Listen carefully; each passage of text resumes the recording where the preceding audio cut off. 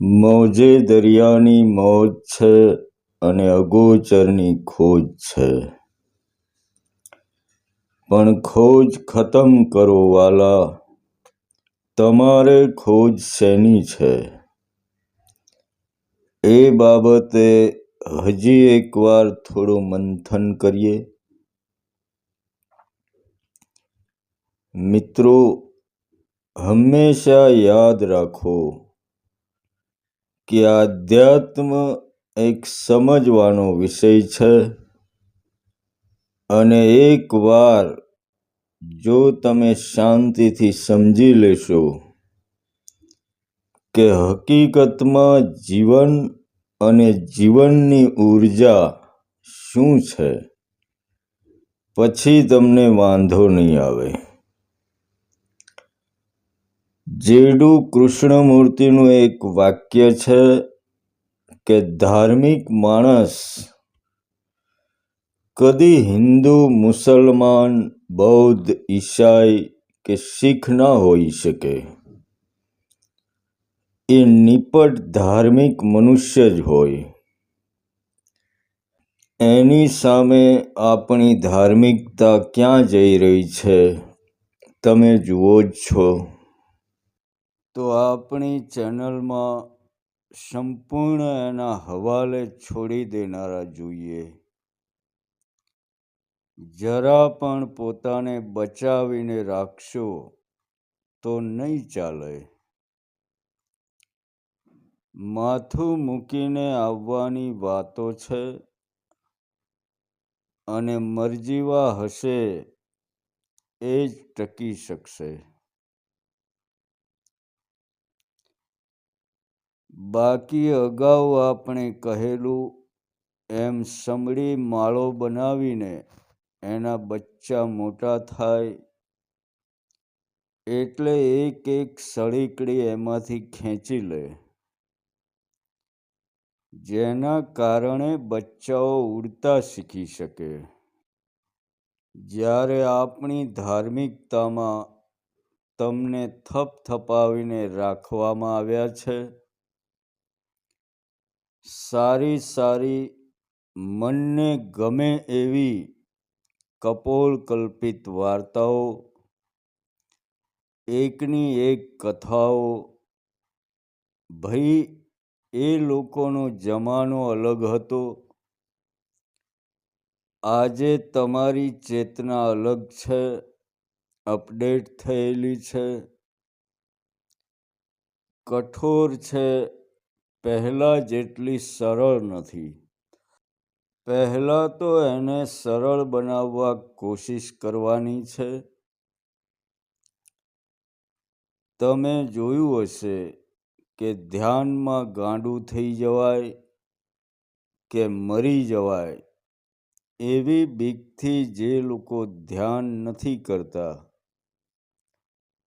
એવા માણસોની જિંદગીના અંતિમ દિવસોમાં જો એ કોઈ ભયંકર બીમારીથી પીડાય ત્યારે એને યાદ આવતું હશે કે કાંઈ કર્યું નહીં અને જિંદગી વેડફાઈ ગઈ. એટલે અહીં મરજીવાનું કામ છે. માથું મૂકીને આવજો તો જ તમે મારી સાથે ટકી શકશો.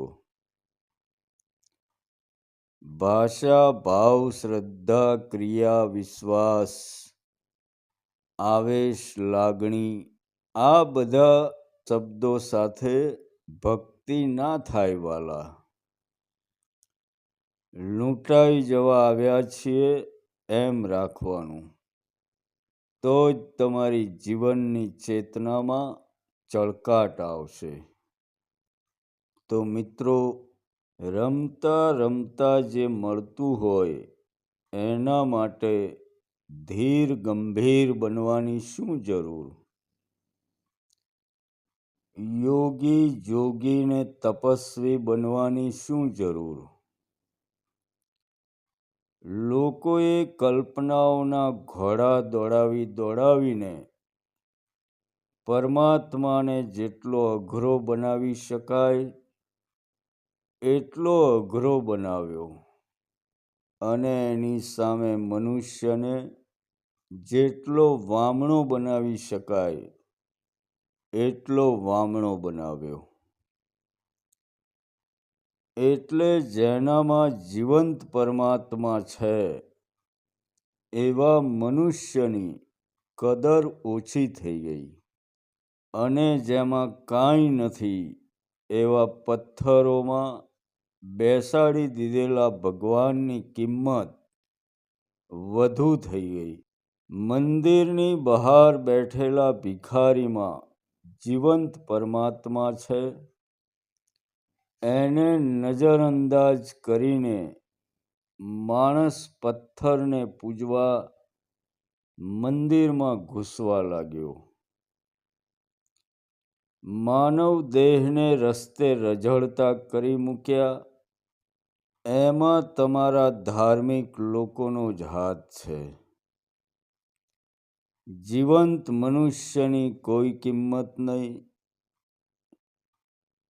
જગતમાં જેટલા કુકર્મો વધ્યા, બળાત્કાર, ચોરી, જાતિવાદ, હિંસાઓ, એનું કારણ પણ એ જ છે કે તમે મનુષ્યને પથ્થરથી પણ બદતર ગણી નાખ્યો.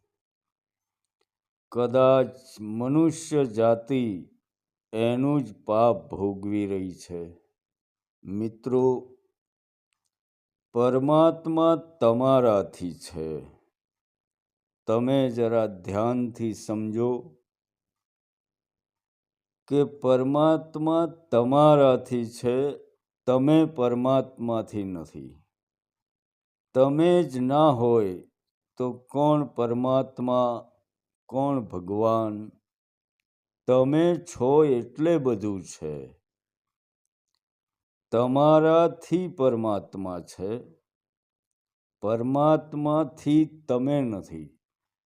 એટલે ખાસ યાદ રાખો કે તમે જેની ખોજમાં છો એ તમે પોતે જ છો. અને આપણું કમનસીબ છે કે આપણે આપણા પોતાને જ મળી શકતા નથી. તમે તમને શોધવા નીકળ્યા છો એટલે ખોજ લાંબી ચાલે છે વાલા. અને તમારા ધર્મી લોકો તમને ભગવાનને મળવાનું કહે છે અને એ શરૂઆતમાં જ તમે ગોથું ખાઈ જાઓ છો. રસ્તાની શરૂઆતમાં જ તમને અવળે માર્ગે આંગળી ચીંધી દેવામાં આવી છે, જ્યાં કોઈ પરમાત્મા નથી બેઠો. તમને ભગવાન મેળવી દેવાનો વાયદો કરવામાં આવે છે, ત્યાં જ બુનિયાદી ભૂલ પડી જાય છે. ત્યાં જ તમે અને પરમાત્મા બે વસ્તુ અલગ પડી જાય છે. તમે આ બાબતનું મંથન કરજો તો તમને આ સમજાશે. અને પરમાત્મા હંમેશા સમગ્રતામાં છે. જ્યાં પણ દ્વૈત ઊભો થયો ત્યાં કશું જ નથી. એટલે કહું છું કે ખોજ ખતમ કરો વાલા. તમારે ખોજ શેની છે? ઘણા મિત્રો મળવાનો આગ્રહ રાખતા હોય છે, પણ મને મળવાથી તમે તમને નહીં મળી શકો. મૂળ વાત છે તમને મળવાની. તો મનુષ્યને એની પરમાત્મા હોવાની ગરિમા પાછી મેળવી આપવી એ જ એકમાત્ર આશયથી ચાલતી આપણી ચેનલને લાઈક, સબસ્ક્રાઈબ અને સંબંધી તેમજ મિત્રોને પણ શેર કરશો એ નમ્ર વિનંતી. મિત્રો, વચ્ચે એક ખોજી બહેન મને કહેતા હતા કે તમારા શબ્દો મારા માટે શ્લોક બની જાય છે. એટલે અહીં કહેવું જરૂરી છે કે આ બોલનારને કોઈ સંત મહાત્મા કે ઓલિયો સમજી લેવાની ભૂલ ના કરવી. આ બધા શબ્દો પહેલાં પણ તમે સાંભળ્યા છે, અને જાદુ તો એ છે કે તમે મારી પાસેથી જ આ શબ્દો સાંભળેલા છે, પણ તમે ભૂલી ગયા છો માત્ર. અને ક્યાંક મારા શબ્દો ચોટ કરે ત્યારે એ ચોટ નથી, પણ તમારી યાદ શક્તિ સતેજ બને છે કે હા યાર, આ તો મને ખબર હતી. કદીક ક્યાંક તમારી અંદર છુપાઈને બેઠેલા શબ્દો બહાર આવે છે. એટલે જે શબ્દો ઉચિત લાગે મારા કે કોઈના પણ, એનું આંધળું અનુકરણ કરવું નહીં.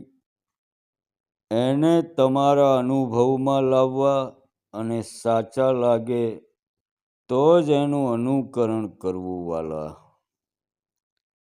તો મિત્રો, તમે મનુષ્ય બન્યા, તમારી ડાયરીમાં ઘણું બધું ભૂત ને ભવિષ્ય ભરવામાં આવ્યું. નવા નવા શબ્દોનો કચરો ભર્યો. એ બધું ભૂલીને તમે બસ કોઈ પણ ઘટનાને કદી પણ ભૂત કે ભવિષ્ય સાથે સરખાવ્યા વગર સીધી જોવાનું રાખો. આ સેકન્ડમાં પરમાત્મા વહી રહ્યો છે, એને પકડો. તમે મટી જાઓ એટલે બાકી જે કાંઈ બચશે એ પરમાત્મા સિવાય કાંઈ નહીં હોય. અને એના માટે તમે સંપૂર્ણ પહેલાં તમને સમજો. થોડી વાર માટે પણ કોરું કાગળ બનીને સાંભળો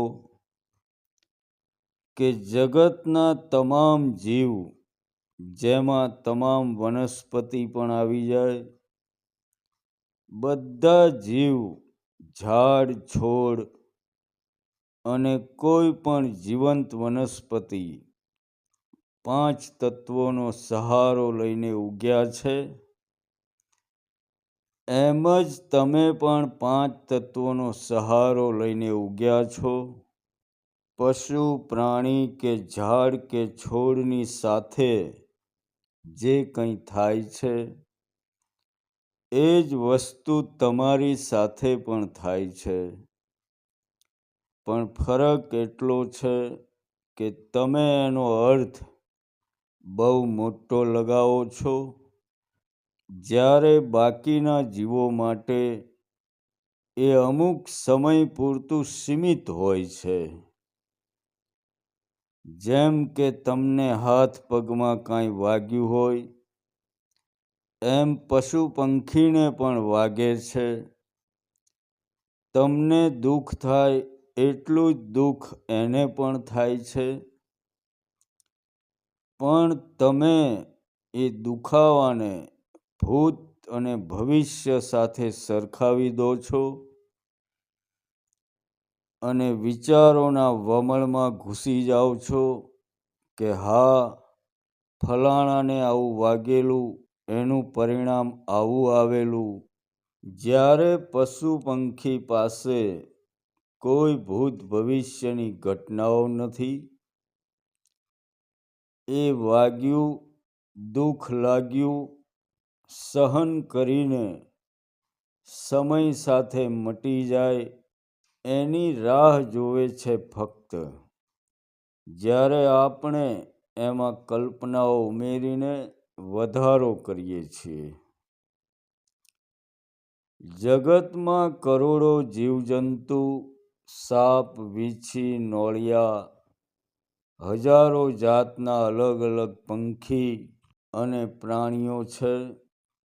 તમારામાં બસ થોડી બુદ્ધિ વધુ આપી છે, બાકી કોઈ ઝાઝો ફરક નથી. ઘણા કહેતા હોય છે કે પશુ પક્ષી ભોગ યોનિમાં છે. એ ફક્ત એમના કર્મો ભોગવવા આવ્યા છે, પણ એ તદ્દન ઠોકી બેસાડેલું છે. એ પણ કર્મો નથી કરતા એવું નથી, પણ પ્રકૃતિ તરફથી સોંપેલા કર્મો જ કરે છે. તમને પણ એમ જ મોકલ્યા છે, પણ તમે વસનના વિવેકમાં નથી જીવતા. થોડી બુદ્ધિ આપી છે એટલે તમે પ્રકૃતિની વિરુદ્ધના કર્મો પણ કરો છો. તમે બુદ્ધિ લડાવીને દુઃખી ના થાઓ, પણ એમાં બી એ કરાવે એ કરો. તમે બુદ્ધિ લડાવીને દુઃખી ના થાઓ તો અસ્તિત્વ બધાની સાથે જે કરે છે એ જ તમારી સાથે પણ કરે છે. તમે પોતાની જાતને કંઈક વિશેષ સમજી બેઠા છો, અને એમાં પાછા તમારા ધર્મી લોકોએ મનુષ્યની ચેતનાને રૂંધી નાખવામાં કાંઈ બાકી રાખ્યું નથી. આજકાલ સત્સંગમાં પણ તમે જોયું હશે કે થોડો વધારે જ્ઞાની હોય એ હંમેશા તમને નીચે પાડવાની ફિરાકમાં સત્સંગ કરતો હોય. અલા ભાઈ, સંસાર તો ઠીક, પણ અહીં પણ તમારે હરીફાઈ કરવી છે, આગળ નીકળી જવું છે, બીજાને પાછળ છોડી દેવા છે. ધ્યાનમાં પણ તમે જોયું હશે કે થોડુંક કંઈક હાથ લાગે એટલે બૂમો પાડતા થઈ જાય. મારી સરખો કોઈ મને મળતો નથી, બાકી મારે તો આપી જ દેવું છે. તમારી સરખો એટલે શું ભાઈ? તમને ક્યાં ખબર છે કે તમે કેટલી ઊંચાઈમાં છો? તમને ખબર બી છે કે મનુષ્ય દેહમાં કેટલું અગાધ જ્ઞાન ભરેલું છે. આપણે તો એનું ટીપું માત્ર નથી વાલા, પણ મૂળ વાત મિત્રો અહંકારની છે. તમારું કહેવું તો હોય છે કે તમને તમારી સરખામણીનો કોઈ લેનાર મળતો નથી, પણ હકીકતમાં તમારી અંદરની ભાવના એવી હોય છે કે તમારા પગ ધોઈને પી જનારો કોઈ મળતો નથી. પણ હું તમને કહું છું મિત્રો, અને અગાઉ પણ કહેલું, કે તમારી ચેતનાને જરા પણ ઉતરતી સમજીને જો કોઈ જ્ઞાન ઝાડવા આવે તો સમજો કે એને ગુરુ બની જવાના અભરખા જાગ્યા છે. સમજો કે એને માયાએ જકડી લીધો છે, પણ એને ખબર નથી. એટલે આપણે એનાથી દૂર રહેવાનું. જો કોઈ સાબિત કરવા કોશિશ કરે કે તમારાથી હું કંઈક વિશેષ છું, તો સમજો કે એની બુદ્ધિ બહેર મારી ગઈ છે. પછી ભલે ને આખા વેદ એને મોઢે થઈ ગયા હોય, એને છોડી દેતા એક સેકન્ડનો વિચાર ના કરો. આધ્યાત્મિક જગતમાં આ ભ્રમ વાક્ય યાદ રાખવું કે સંતનો સ્વભાવ એવો જનેતાની ગોદના જેવો. ઉલેચીને આપી દે વાલા, કોઈ શરત વગર. એક જ શરત હોય કે તમારું પાત્ર ખાલી હોવું જોઈએ. લોકોના ભણાવેલા ભજનો અને સત્સંગો અને તમે માની બેઠેલી ભ્રમણાઓ એ બધું કાંઈ હોવું જોઈએ નહીં. બધું એકદમ કોરા કાગળ જેવું હશે તો કોઈ સંતનો એક શબ્દ પણ તમારા પૂરા જીવનની વિટંબણાઓ ખેંચી લેવા કાફી હશે. હવે મારા શબ્દો તમને કદાચ ભારે પડશે, પણ યાદ રાખજો કે જ્યાં સુધી તમારી ખોજ છે ત્યાં સુધી કશું જ નથી. ખોજ ખતમ કરો. તમારા જગતનો વ્યવહાર છે કે કાંઈક કરો તો કાંઈક મળે. જ્યારે અગોચર પ્રદેશનો એક જડબે સલાક નિયમ છે કે કાંઈ ના કરો તો કાંઈક મળે. હવે તમે જ્યારે મટી જવાની કોશિશ કરશો તો વિચારો ઘણા આવશે કે બાકી રહેલા કામ કોણ કરશે? લોકો તો એવા ને એવા જ છે. હું બદલાઈ જઈશ તો લોકો થોડા સમજવાના કે હું એની ખોજમાં છું. તમને એમ પણ થશે કે આ સાલું સાચું હશે કે ખોટું, કોને ખબર? આખી દુનિયા બધી દોડાદોડ કરે છે. અમસ્તું તો નહીં દોડાદોડ કરતા હોય. આવા ઘણા વિચારો તમને ઘેરી લેશે, પણ દિવસમાં 1 કલાક કોશિશ કરો મટી જવાની. ફક્ત શરીર લઈને ફર્યા કરો. તમે તમારા તરફથી કાંઈ ના કરો. કોઈ સામે મળે તો એને ઓળખવા પણ કોશિશ ના કરો.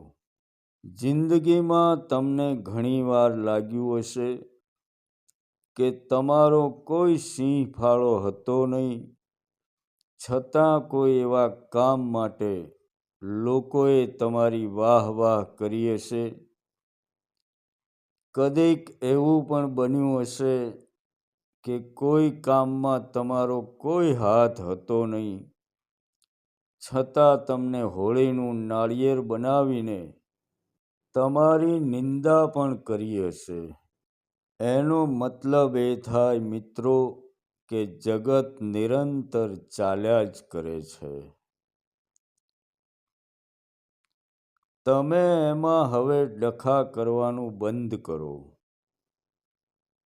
અને તમે જુઓ આ સેકન્ડ તમે હળવા ફૂલ બની જશો. તમારા જીવનમાં જે થવાનું છે એ થઈને જ રહેશે. કોઈ રોકી શકશે નહીં. અને જે નથી થવાનું એ કદી નહીં થાય. જીવનમાં તમે કલ્પનાઓ કરી કરીને ખોટા દુઃખી ના થાઓ. 2 દિવસ પહેલાં જ એક ખોજી મિત્ર ફોનમાં કહેતા હતા કે 50થી ઉપરની ઉંમરવાળાને આ સમજાવવું અઘરું પડે છે, કારણ કે એમણે આજ સુધી જે જાણેલી વાતો ભેગી કરી હોય એની સાથે એ હંમેશા સરખામણી કરતા હોય છે.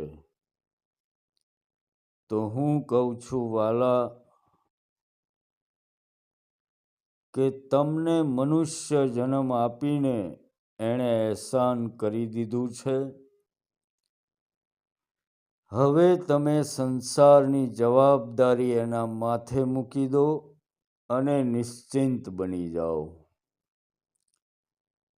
સમય પર બધું જ થઈ જશે અને જ્યાં તમે જ ના રહ્યા પછી કોનો ભૂતકાળ ને કોનો ભવિષ્ય? તમે છો જ નહીં પછી જગત ક્યાં રહે?